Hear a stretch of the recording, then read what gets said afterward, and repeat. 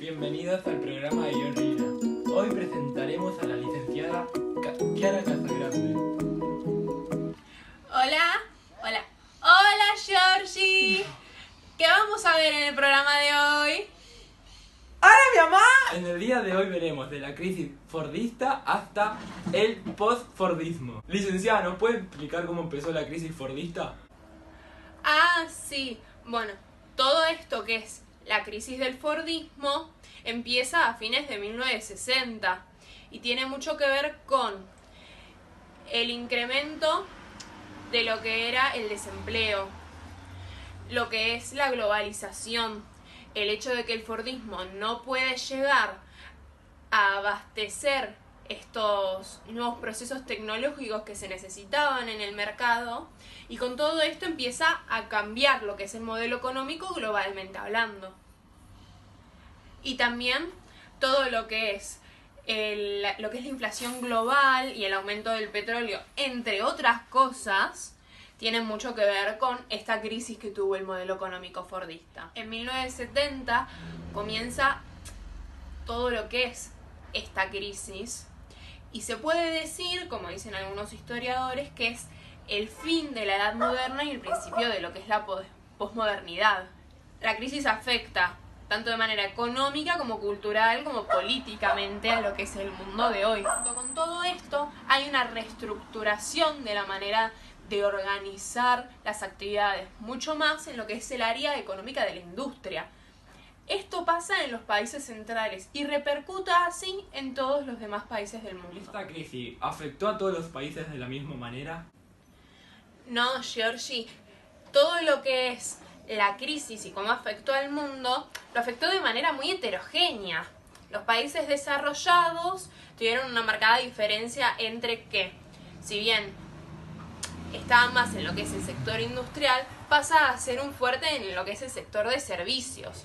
Y el estado de bienestar empieza a ser todavía más préstamos y seguros sociales a lo que es la población. En los países subdesarrollados empieza una explotación extensiva de lo que son los recursos naturales y, por parte del Estado, menores préstamos sociales. ¿Y cómo es que se llega al proceso de globalización? Bueno, Georgie, se llega a lo que es el proceso de globalización desde más o menos principios del siglo XV, ¿no? Partido todo por lo que eran las colonias europeas. Más luego, a fines del siglo XIX, comienza todo lo que es la etapa de internacionalización, ¿no? Y esta se caracteriza por lo que es el intercambio de mercancías de manera internacional y la soberanía económica de cada país. La siguiente etapa es la etapa de mundialización.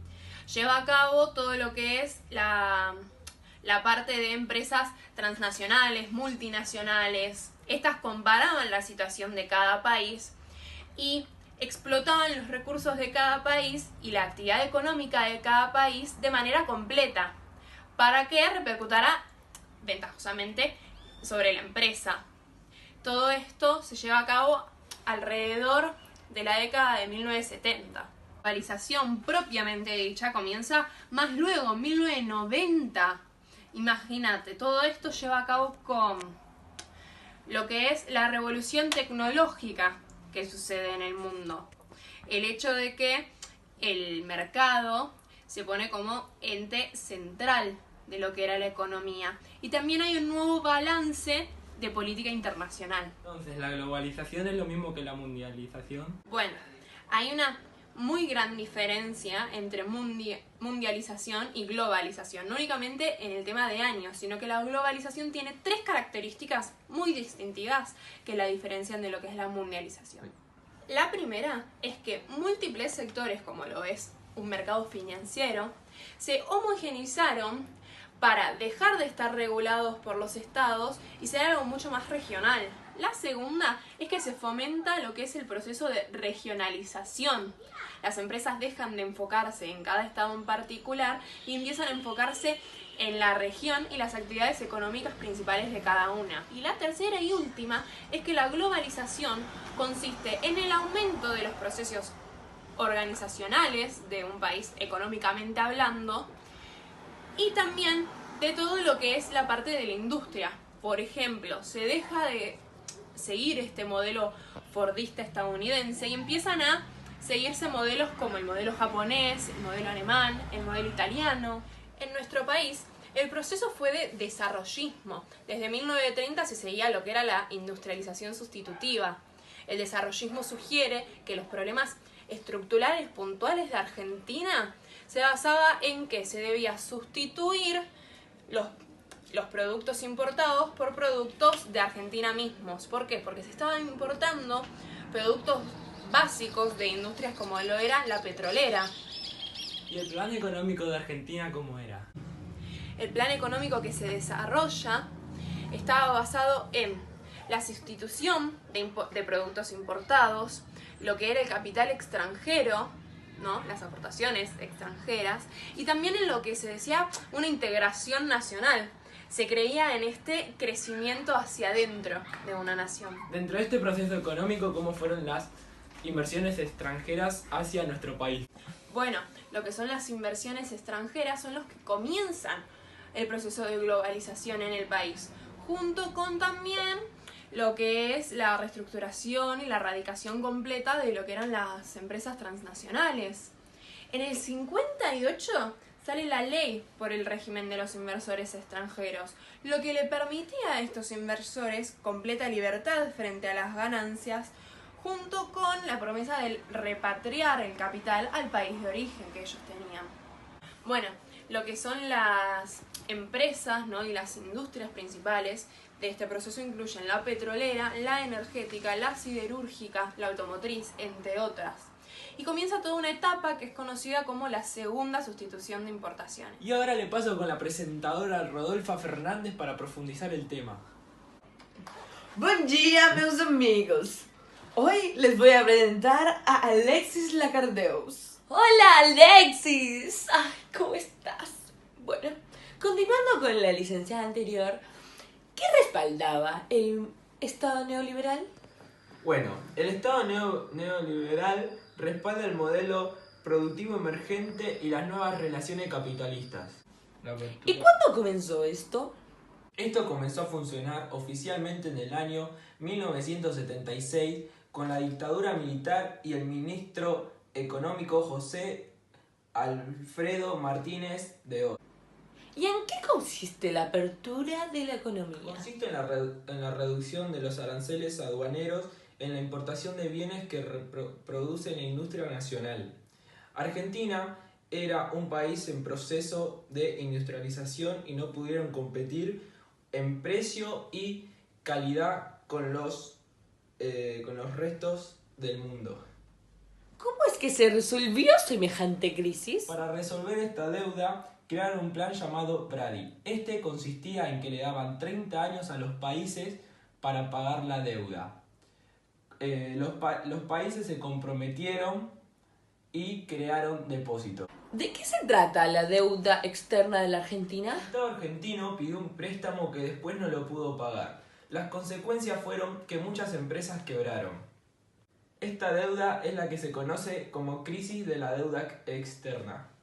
Ahora los dejo con la siguiente presentadora. Hola chicos, yo voy a ser su última presentadora, así que ahora pasamos al sector de reuniones con Magnolia.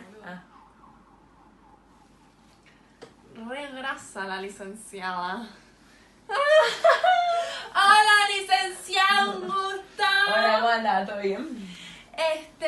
Bueno, yo te explico.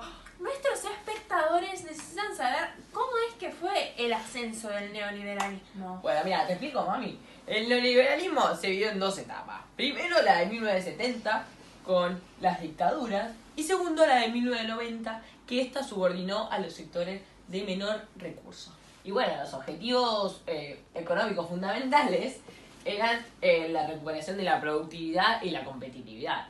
Y el mercado, digamos, que empezó a ser mucho más flexible. Mirá, te explico. El mercado estaba al mando de las grandes empresas, de los grandes grupos económicos que estaban formados por las empresas más poderosas, digamos, ¿no? Gucci, Ferrari. Claro, ponele. Bueno, pero los más perjudicados, obviamente, eran los pobres.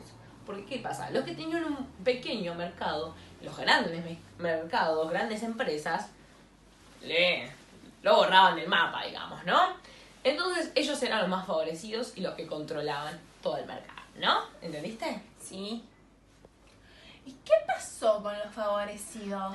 Bueno, mira, los favorecidos, como hablamos, eran los de las grandes empresas. Pero estos aumentaron su poder y su control sobre el mercado. Y entonces empezaron a invertir su dinero en plazas financieras, que serían como acciones, digamos, ¿no? Eran inversionistas. Yo pensé que por plaza decías plaza. Y se hicieron innovaciones, ¿sabes lo que es innovaciones, no? Sí. Como new, ¿te suena new? Sí. Bueno, perfecto. Innovaciones en los procesos, productos y en la organización productiva, ¿sí? Las claves de este nuevo modelo fueron la información, la informática y las telecomunicaciones. Y el elemento tecnológico que permitió la transmisión de datos fue la microelectrónica, que sería equivalente al petróleo en el modelo interior. ¿Petróleo, sí? El negro, el que sale. Claro, linda, claro. ¿Y cuáles son, tipo, las differences entre el Fordismo y el Fordismo? Pos. Bueno, mira, el Fordismo fue un nuevo sistema de producción que se creó gracias a Ford. ¿Sabes quién es Ford, no? Obvio, ¿quién te pensás que soy? ¡Miami! No, mi amor, no. Ricky, Ford, no, Ford. Ay, Henry Ford. Ricky. No es tu Ricky. Bueno, Henry Ford empezó a plantear nuevas ideas y nuevos sistemas de producción. Él planteaba todo en serie. Cada uno tenía una tarea específica para la producción de los autos.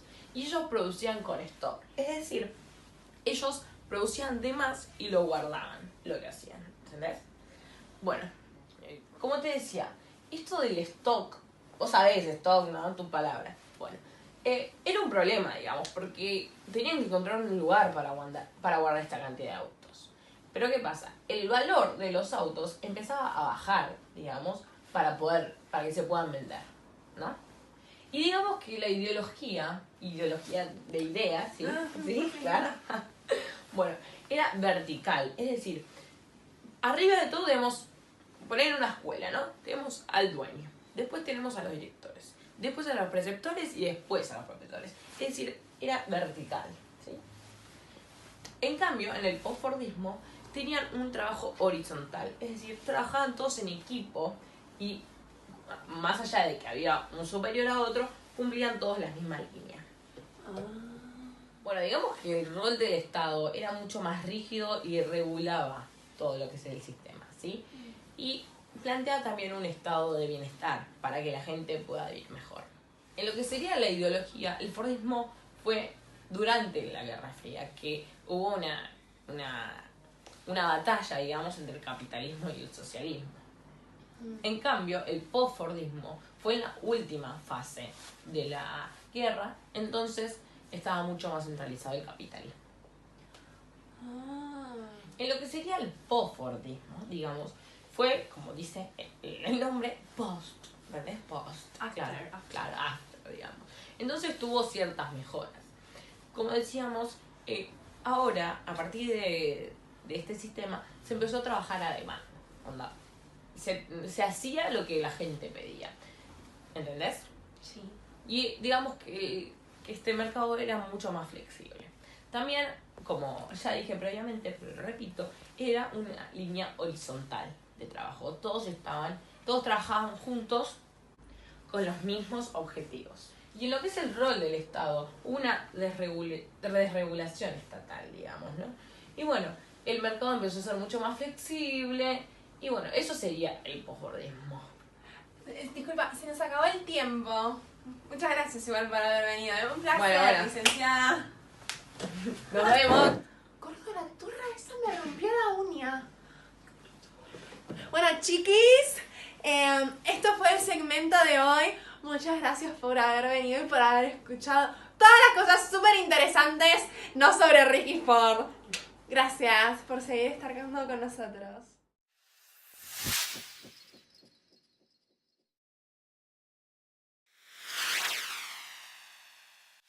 Néstor, ¿me podés grabar esto? Me cae mal la chita, me cae mal. Se hace la turra, boludo, se hace la turra. ¿Quién me trajiste? Imagínate si me roba. Bueno, esto comenzó... Bienvenidos al programa de Georgina.